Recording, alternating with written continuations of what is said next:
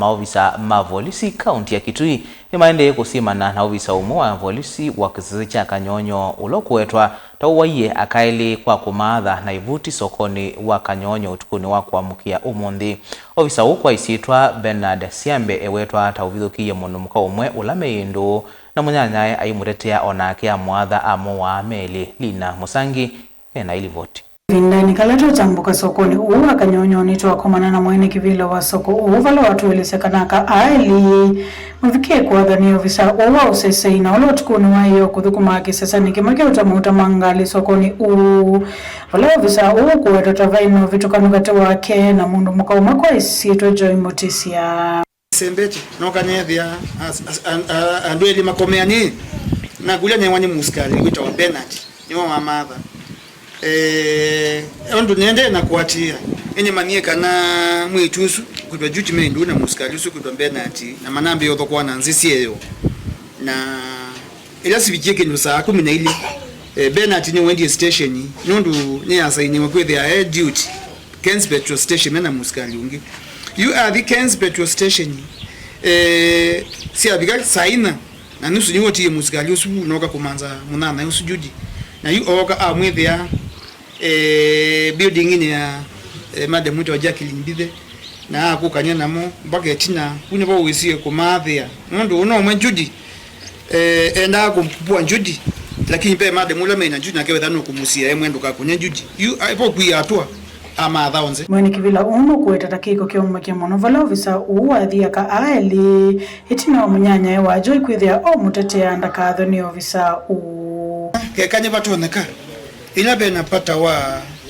ugobi wake nyumba kana oitua ndo mama ithana ndo mentu mina kugwithia na mateo kwatianye ni mundu atanamba kukua tono ile kwithia ai consult munana kana mundu la wipa kubya kamwele sekela chape nyine mutabyonzela atwele okuite nikana wa tone kunengwe advice itona kumutethia bandu bakwika kitendo takiki kikie nikiko kila kia umane wa mononi enenze kisioni kivala Eliama atiesiana nini.